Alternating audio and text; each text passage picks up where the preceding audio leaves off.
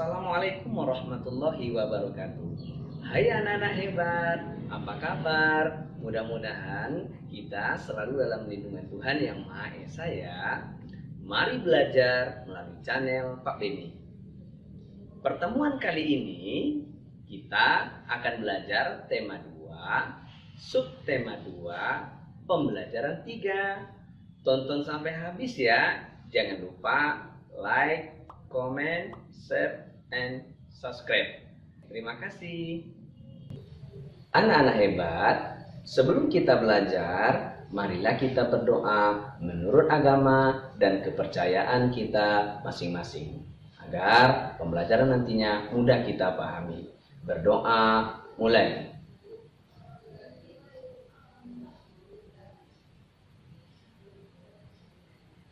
Selesai. Baiklah anak-anak hebat, adapun kompetensi dasar pelajaran 3 subtema 2, tema 2 kali ini adalah muatan bahasa Indonesia KD 3.4, menggali informasi penting dari buku sejarah menggunakan aspek apa, di mana, kapan, siapa, mengapa, dan bagaimana. Muatan IPA KD 3.3, menganalisis cara makhluk hidup menyesuaikan diri dengan lingkungannya.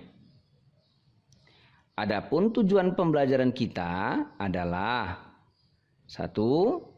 Setelah membaca teks, siswa mampu mengidentifikasi ciri-ciri kalimat efektif pada teks tentang semangat persatuan di masa persiapan kemerdekaan Indonesia. 2. Setelah membaca teks, siswa mampu menulis peristiwa penting tentang semangat persatuan dan kesatuan dalam bentuk peta pikiran berdasarkan teks sejarah menggunakan aspek apa, di mana, kapan, siapa, mengapa, dan bagaimana dengan menggunakan kalimat efektif. 3. Setelah melakukan pengamatan dan membaca teks, siswa mampu mengidentifikasi cara hewan menyesuaikan diri dengan lingkungannya. 4. Setelah melakukan pengamatan dan membaca teks, siswa mampu melaporkan cara hewan menyesuaikan diri dengan lingkungannya secara lisan dan tulisan. Anak-anak hebat, sekarang kita akan membaca teks yang berjudul Pertempuran Ambarawa. Silakan disimak baik-baik ya. Pada tanggal 20 Oktober 1945, tentara sekutu di bawah pimpinan Brigadir Bethel mendarat di Semarang dengan maksud mengurus tawanan perang. Kedatangan sekutu ini diboncengi oleh Netherlands Indies Civil Administration atau dikenal dengan NICA. Namun, ketika pasukan sekutu dan NICA telah sampai di Ambarawa dan Magelang untuk membebaskan para tawanan tentara Belanda, para tawanan tersebut justru dipersenjatai sehingga menimbulkan kemarahan pihak Indonesia. Pada tanggal 26 Oktober 1945 di kota Magelang, terjadi pertempuran antara pasukan tentara keamanan rakyat atau dikenal dengan TKR dengan pasukan gabungan Inggris dan NICA. Insiden tersebut terhenti setelah Soekarno dan Brigadir Bethel melakukan perundingan dan memperoleh kata sepakat. Namun, ternyata pihak sekutu mengingkari janji. Pada tanggal 12 Desember 1945, pertempuran berkobar di Ambarawa. Kolonel Sudirman langsung memimpin pasukannya yang menggunakan taktik gelar supit urang atau pengepungan rangkap dari kedua sisi, sehingga musuh benar-benar terkurung.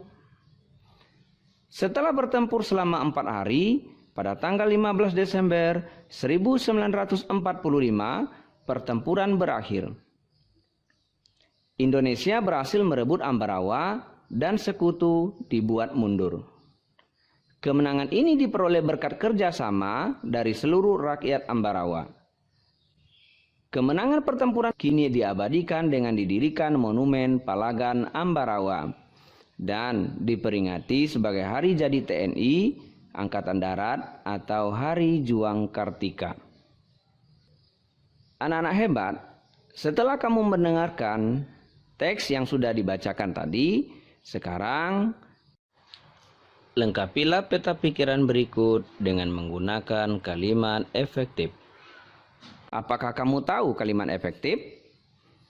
Kalimat efektif adalah kalimat yang mengandung gagasan pembicara atau penulis yang terdiri atas kata-kata yang mempunyai unsur SPOK.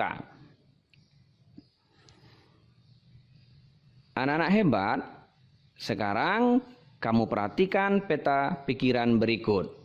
Silakan kamu buat kalimat efektif dari peta pikiran berikut. Sebagai contoh, kita akan coba membuat pertanyaan dengan menggunakan kata tanya yang ada di peta pikiran. Kata tanya apa? Apa tujuan kedatangan tentara sekutu di kota Semarang? Kata tanya mengapa? Mengapa rakyat di Ambarawa melakukan perlawanan terhadap tentara sekutu? Kata tanya siapa? Siapa tokoh yang memimpin perlawanan di Ambarawa? Kata tanya bagaimana? Bagaimana taktik perang yang dilakukan rakyat dalam menghadapi tentara sekutu? Kata tanya kapan? Kapan pertempuran Ambarawa berakhir? Kata tanya di mana? Di mana tempat terjadinya pertempuran antara pasukan TKR dengan pasukan Nica? Itulah contoh menggunakan kata tanya dalam membuat kalimat efektif. Silakan anak-anak coba sendiri ya.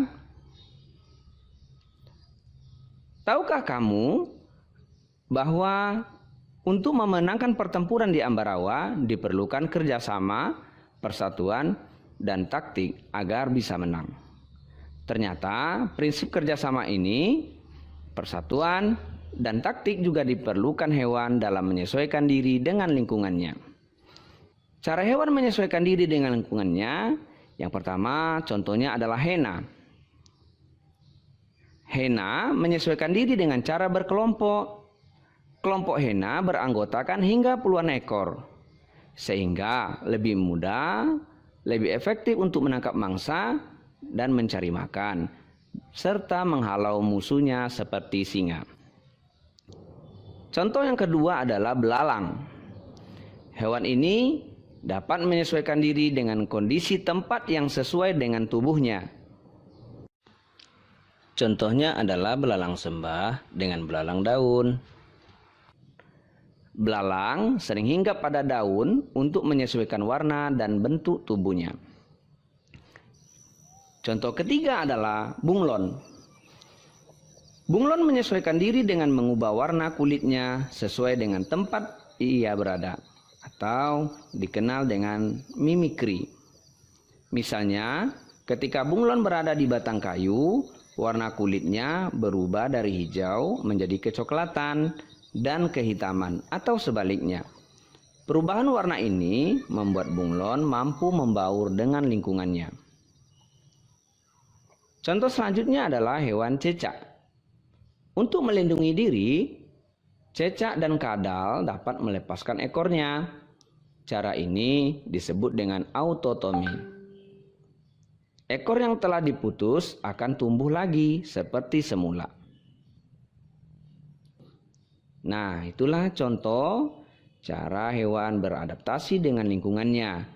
Masih banyak lagi hewan-hewan yang akan kamu temukan dalam kehidupan sehari-hari. Nah, tugas untuk Ananda, carilah contoh hewan lain yang kamu ketahui dan sebutkan cara hewan tersebut menyesuaikan diri dengan lingkungannya. Jawabanmu dapat kamu buat ke dalam bentuk peta pikiran. Selamat mencoba ya. Anak-anak hebat, demikianlah pembelajaran kita hari ini. Mudah-mudahan bermanfaat untuk kita semua. Terima kasih. Assalamualaikum warahmatullahi wabarakatuh.